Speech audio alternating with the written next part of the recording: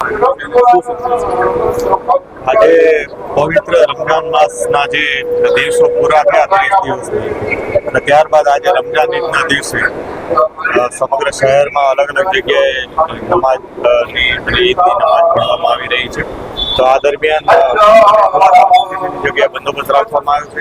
એવી જ રીતના ઝોન 6 વિસ્તારમાં તમામ પોલીસ સ્ટેશન્સમાં જે જગ્યાએ મુસ્લિમ બિરાદરો આજે નમાજ પઢી રહ્યા છે એમના માટે ઈદના તહેવાર માટે સમગ્ર દિવસ દરમિયાન જુદો બંદોબસ્ત છે.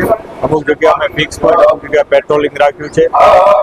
અત્યારે અહીંયા મણિનગર ખાતે ઈદગાહ ખાતે પણ આ પ્રકારે પ્રોપર બંદોબસ્ત રાખવામાં આવ્યો હતો. તેમાં એક એસીપી, 2 પીઆઈ, લગભગ 100થી વધુ પોલીસ કર્મચારીઓ અહીંયા હાજર હતા.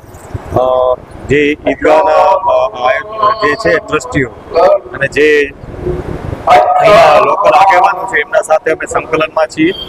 લોકલ આગેવાનોએ ખૂબ જ સારી પહેલ કરી અને 2 શિફ્ટમાં આજે ઈદગાહ ખાતે નમાજ પઢવામાં આવી રહી છે, જેથી લોકોને બીજી વાર પણ રોડ ઉપર પડવાની જરૂર ના પડે, બીજી વાર પણ ઈદગાહની અંદર નમાજ પઢવાનો એમને ચાન્સ મળે. આ પ્રકારનું એક આયોજન કરવામાં આવ્યું છે કે જેમાં પોલીસ ડિપાર્ટમેન્ટે પૂરો સહકાર આપી, પૂરો બંદોબસ્ત પણ આપ્યો છે અને લોકોએ પણ સહકાર આપી અને અત્યારે આપ જોઈ શકો છો કે અત્યારે બીજી શિફ્ટમાં નમાજ પઢાઈ રહી છે.